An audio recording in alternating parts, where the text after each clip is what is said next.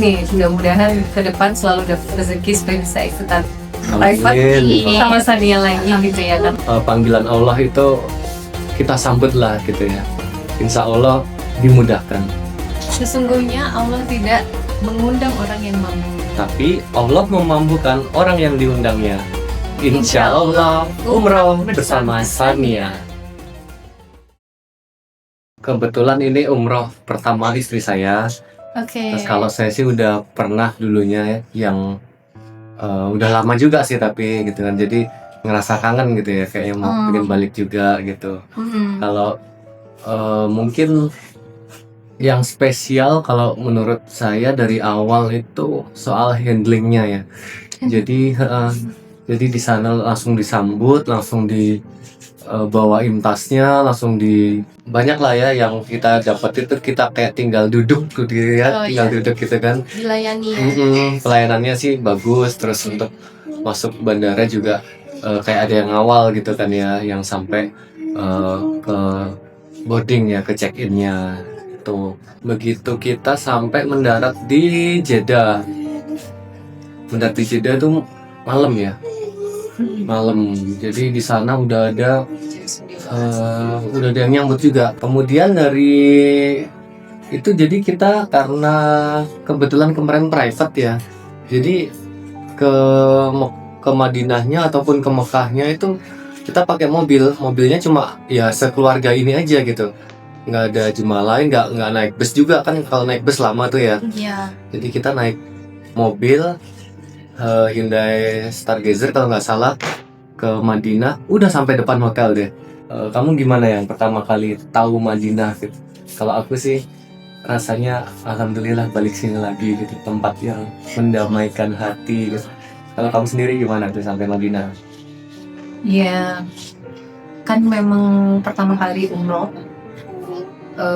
Jadi belum pernah punya pengalaman umroh sebelumnya, belum pernah punya pengalaman yang dulu kan pertama kali umroh, terus kita langsung alhamdulillahnya private bareng Sania.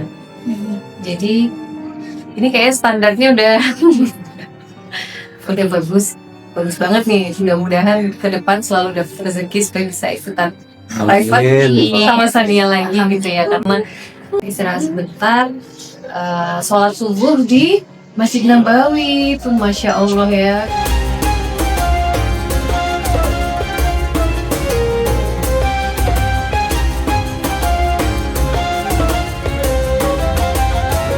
Memang Madinah tuh istimewa banget sih ya ternyata. Buat saya pertama kali umroh juga tuh Masya Allah sih,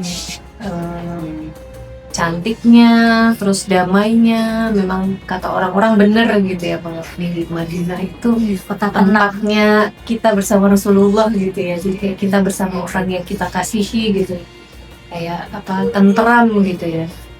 Gimana sih suasana hati dan momen saat di Raudhah? Kalau aku sih kayaknya bukan ujian lah, lebih ke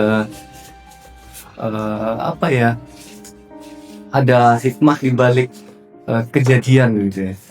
Jadi saya bilangnya kejadian, kayak awalnya kan saya kira tuh sore gitu ya, sore habis asar gitu kan, jadi saya udah siap-siap di lobi, oh nggak ada siapa, akhirnya saya WA katanya sore gitu. Oh enggak mas, maghrib gitu. Oh ya udah, saya udah terlanjur di lobi, saya kesana aja gitu ya, ke siap-siap ngantri Raudhah. Ternyata pas maghrib juga pun kayak ada miskomunikasi sama manduknya di sana gitu kan, karena kan dapat QR code-nya untuk masuk tuh kan pakai QR code tuh di Raudhah. Mana QR code-nya tuh kami belum dapat, saya sama Pak Ustadznya tuh belum dapat gitu biar bisa masuk gitu kan. Jadi ya manduknya ditelepon nggak bisa, gimana masuknya? Udah mas pakai ini aja. Maksudnya tuh WA dari manduknya bahwa ini jamaah nama ini masuknya jam sekian gitu kan ya. Ditunjukin ke situ. Nggak bisa.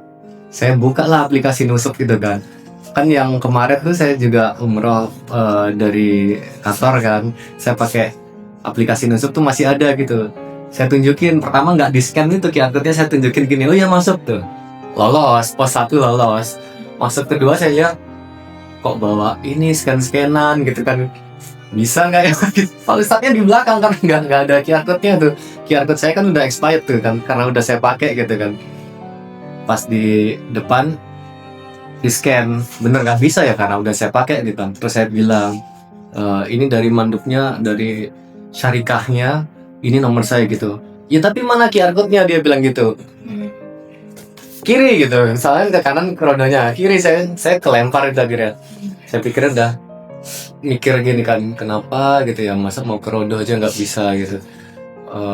Apa salah saya, apa keliru saya gitu kan. Terus saya mikir tuh kayaknya kan di rodo itu cepet gitu ya, singkat gitu ya waktunya itu. Jadi sebentar aja udah suruh keluar, sebentar udah suruh keluar. Sedangkan saya ke rodo pertama kali itu waktu lahiran anak saya yang pertama ini. 2017. Jadi waktu dia lahir saya nggak ada di sebelahnya, saya ada di rodo Sendiri itu. dari asar sama bapak, umroh sama bapak. Dari asar sampai habis isya saya nggak keluar dari rodo. Nggak tahu keajaiban apa sampai saya bisa seperti itu. Jadi pokoknya belum ada kabar dari Malang, kan lahir di Malang, belum ada kabar dari Malang. Ini udah alhamdulillah selamat lahir. Saya nggak mau keluar dari rodo. Saya di situ terus. Suruh penuh, suruh keluar, saya geser aja. Terus pokoknya berdoa terus sampai dia ada kabar, alhamdulillah habis isya udah saya keluar gitu. Nah di situ mungkin saya kepikiran, mungkin argo saya udah habis kali ya di rodo gitu ya. Saya habisin yang kemarin gitu mungkin ya. Mungkin saya udah end di sini deh untuk di rodo gitu. Saya sampai kepikiran kayak gitu, ya Allah, kenapa ya kok nggak bisa ke rodo gitu kan. Ya udahlah sabar aja gitu. Udah balik kanan keluar, sholat maghrib, karena udah waktunya maghrib, isya, koordinasi sama ustadz lagi, kita ketemu mandupnya mas gitu.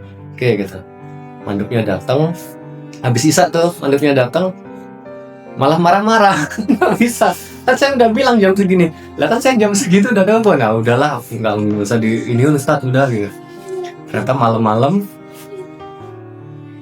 nggak tahu gimana caranya tiba-tiba ada, mas ini bisa masuk rodo tapi sebelum subuh gitu, mau nggak gitu. Ya mau lah gitu kan, jam berapapun saya akan ini datang ke masjid gitu. Oh ya oke.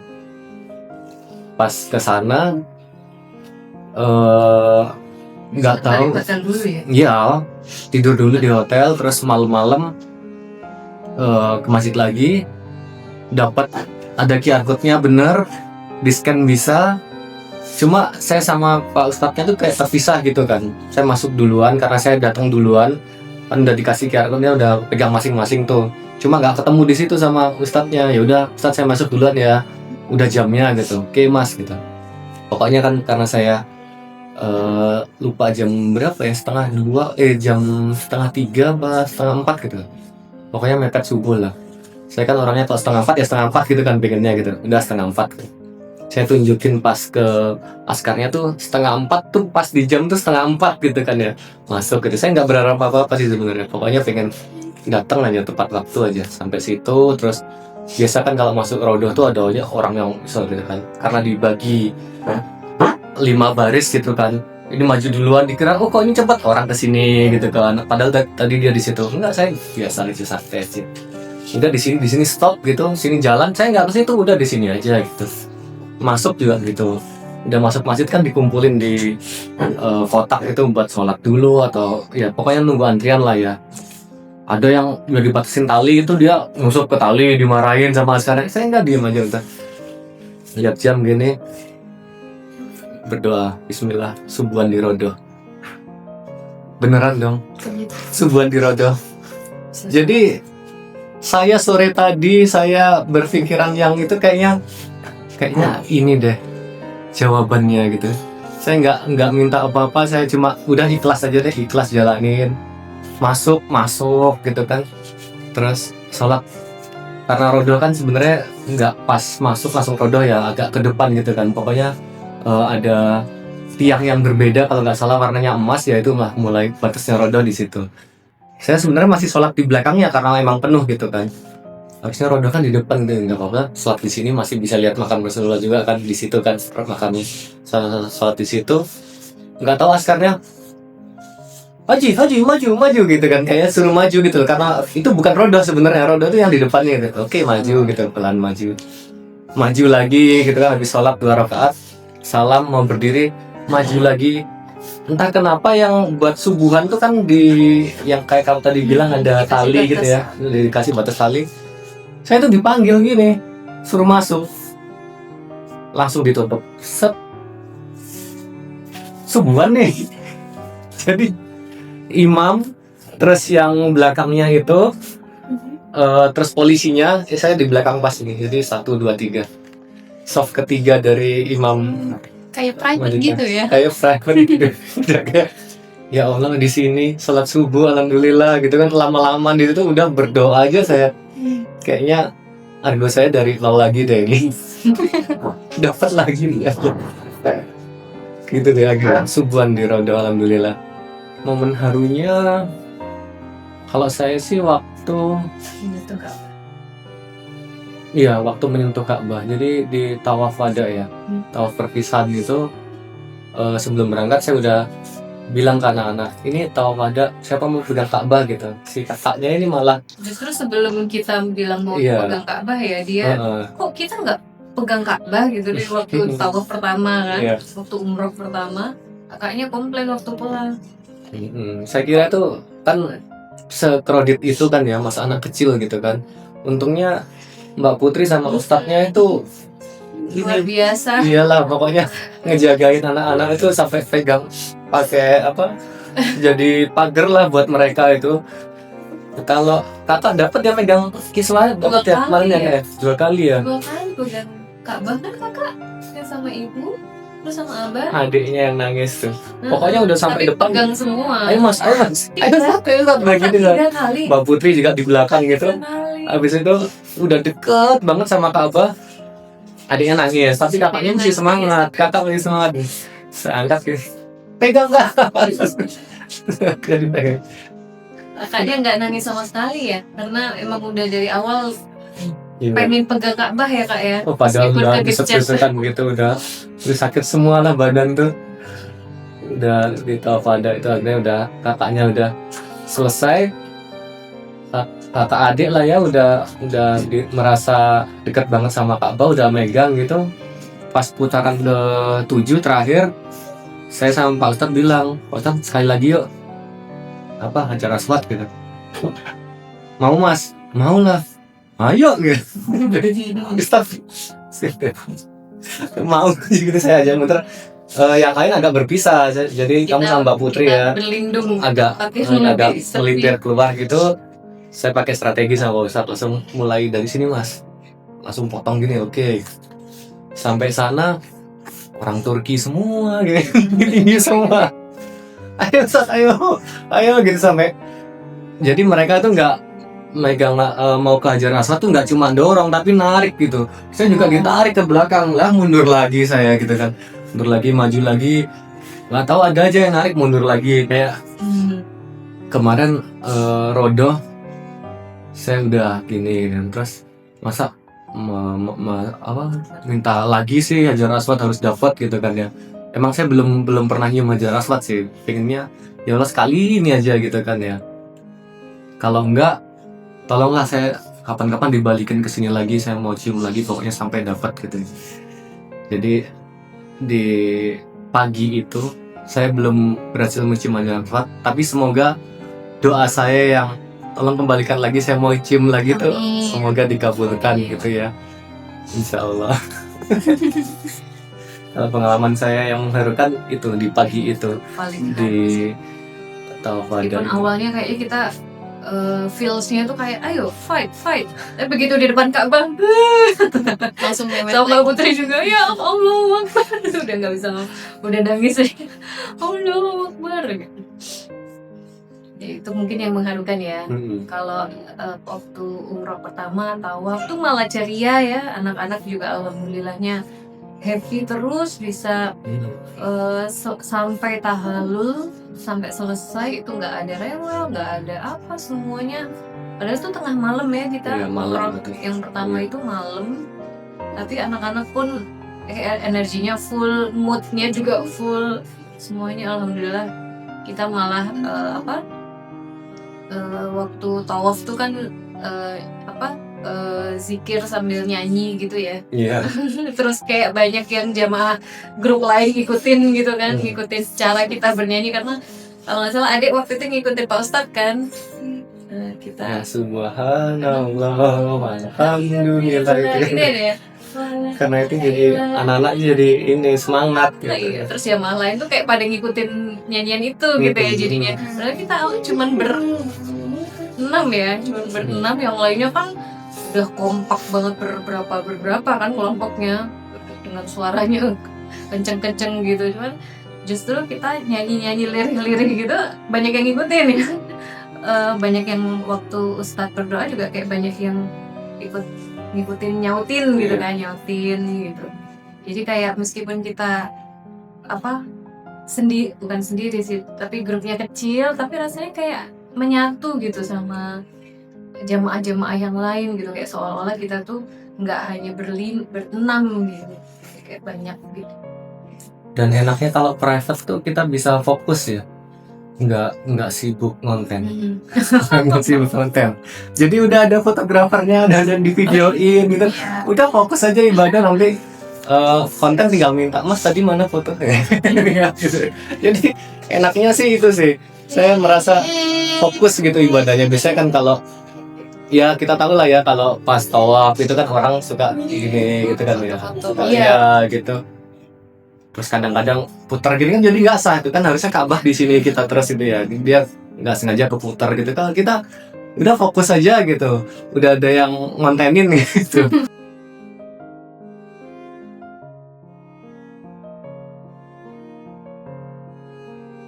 Sebenarnya ini buat kami ini umroh yang bukan umroh yang biasa. Selain saya sama anak-anak mungkin yang pertama ya, tapi mungkin ya kan kami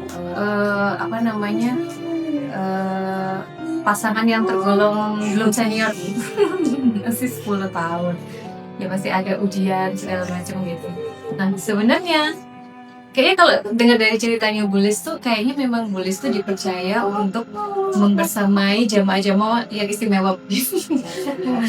Termasuk kami sepertinya. Karena sebenarnya sebelum kami berangkat pun ada ujian sebetulnya.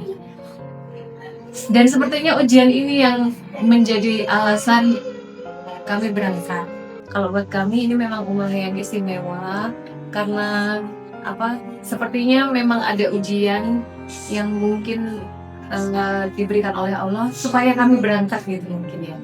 Jadi kami berangkat, alhamdulillah ya ada rezeki juga, alhamdulillahnya ketemu Bu Idri juga gitu ya. Setelah kami menimbang-timbang berbagai travel gitu ya, kita surveinya juga lumayan lama waktu itu, udah sempat ke survei ke beberapa ini travel, terus ketemu Bu Indri mengenalkan ke Sania gitu ya, terus akhirnya bisa daftar lewat Sania, dan kodarullahnya ternyata private gitu. Kita nggak expect sebenarnya ya, kita pikir ya udah pokoknya niatnya pengen berangkat bareng dari Allah. Iya, kita Allah mau kalian khusyuk. amin insya Allah. Baru kita nggak tuh waktu grup ya, waktu bikin Soal ada WhatsApp orangnya gitu. kok ini cuma dikasih bang gitu. Ini nggak ada yang daftar lain apa gimana? Jadi berangkat nggak kira-kira kalau cuma kita doang gitu? Kita udah mikirnya begitu. Tapi ya udah, karena waktu itu juga kita ya mungkin karena ujian itu juga fokusnya nggak yang di sana harus begini prepare. Pokoknya pastinya berangkat ya, bisa berangkat sekeluarga, nggak terlalu mempermasalahkan ini itulah. Alhamdulillahnya berangkat, dan waktu kita di bandara ternyata betul private. Cuma kita aja. Private umroh. Jadi ya masya Allah gitu ya. Akhirnya kita berangkat. Selama di sana sebenarnya ya mungkin namanya berangkat dalam kondisi mungkin masih nuansa diuji. Di sana tentu ada ujiannya juga gitu. Tapi memang sebisa mungkin itu tadi yang tulis cerita, kita nggak boleh berprasangka buruk, karena kita berprasangka buruk sama manusia artinya juga berprasangka buruk sama Allah gitu kan, karena Allah yang intinya nggak ada daun jatuh tanpa pengaruhnya Allah gitu, termasuk bagaimana orang ini kepada kita gitu. Jadi pokoknya bismillah, hasbunallah wa ni'mal wakil gitu. Jadi sepanjang umrohnya mungkin kayak belum terjawab gitu, ujian-ujian tadi, terus apakah langsung di sana terus diberikan ketenangan hati segala macam itu belum terjawab. Nah begitu pulang itu ingat kata Ustadz juga di sana ya, salah satu ciri ya, mudah-mudahan sih ya, kita memang masuk yang mabrur gitu ya. Salah satu cirinya adalah ketika kita pulang itu perasaan tenangnya itu malah bertambah gitu, perasaan kita ingin beribadah dan beramal itu bukan malah surut tapi malah bertambah. Nah insya Allah ya mudah-mudahan sih tetap bertahan gitu. Nah itu yang kami rasakan sih, saya mungkin ya, nggak tahu nanti Abah gimana ya, tapi ketenangan itu tuh tumbuhnya nggak langsung instan di sana. Memang kita ke sana untuk mencari ketenangan dari ujian yang sudah dihadapi, tapi memang tidak terjawab saat di sana gitu. Tapi setelah pulang, semakin lama itu semakin tenang, semakin hati semakin ikhlas, semakin ridho dengan segala ujian yang kemarin terjadi, bahwa ini merupakan caranya Allah untuk mendidik kita, untuk menyelamatkan kita dari mungkin hal yang kita lebih buruk dan lain sebagainya itu. Jadi kalau buat saya sih benar ya, sepertinya setiap orang saat umroh itu nggak ada yang tidak istimewa, pasti istimewa, karena itu tadi undangan dari Allah. Caranya mungkin berbeda, setiap orang pengalamannya pasti berbeda, tapi sepertinya semua pasti istimewa, nggak ada yang tidak istimewa. Apalagi kalau kita tuh kayak ikhlas gitu ya, udah kita ikhlaskan, kita nggak nyari fasilitas, nggak nyari nanti di sana pengen ini pengen itu, nggak ada kita sama sekali ambisi dalam perjalanan umrah kemarin. Tapi Masya Allah ternyata ketenangan itu justru hadiah yang paling bagus gitu, yang paling indah gitu dari Allah gitu. Jadi sekalipun kita sudah tidak berada di Madinah, di Mekah gitu, tapi perasaannya tuh kayak masih dekat gitu, kayak masih malah lebih tenang gitu. Ada sih perasaan yang seandainya perasaan ini tuh waktu saya di sana gitu, jadi mungkin ibadahnya bisa lebih khusyuk segala macam. Tapi kalau dipikir lagi, oh enggak juga, karena dengan kemarin hati kita tidak tenang, nangisnya bisa lebih pelan tanpa nggak perlu mikirin kata-katanya apa, doanya apa, nggak usah dihafalin, pokoknya cuma diem, nangis. Dan mungkin Allah lebih tahu perasaan kita ya daripada kita ketika disuruh mengungkapkannya gitu. Mungkin kalau buat saya sih itu ya, jadi pesannya buat yang belum pernah umrah, ikhlasin aja gitu, ikutin semua perjalanan yang diberikan Allah ke kita. Kan Allah yang mengundang, Allah yang membuat perjalanan ini untuk kita gitu. Sepanjang kita ikhlas, itu akan sangat istimewa. Kalau aku itu nggak tahu. Kalau saya pesan buat yang belum umroh atau yang pingin umroh gitu ya, niatin. Terus kalau bapak-bapak gabut tuh biasanya kalau lihat di FYP gitu atau apa gitu ya, ada mobil dijual gitu kan, dia sebenarnya cuma lihat aja gitu, duit juga nggak punya, tapi berani gitu nge-DM, mobilnya masih ada gan gitu kan. Gabut aja gitu. Kalau umrah pun sebenarnya niat tuh kan harus direalisasikan gitu kan ya. Ya Allah pengen umrah gitu ya, udah upayakan aja. DM aja tuh Sania tuh.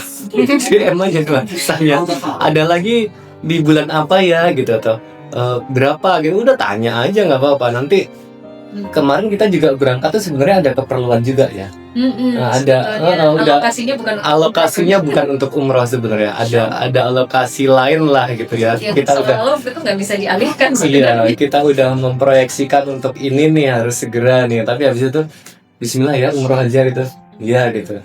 Udah lah mulai cari-cari gitu kan ya. Kok alhamdulillahnya jodohnya sama Sania gitu ya. Alhamdulillah. Jadi nggak usah ragu-ragu, udah di DM aja atau enggak telepon aja, kalau enggak ketemu Bulis deh. Itu sih, moga-moga semua dimudahkan untuk bisa umroh gitu ya. Panggilan Allah itu kita sambut lah gitu ya, insya Allah dimudahkan. Sesungguhnya Allah tidak mengundang orang yang mampu, Tapi Allah memampukan orang yang diundangnya. Insya Allah umroh bersama Sania.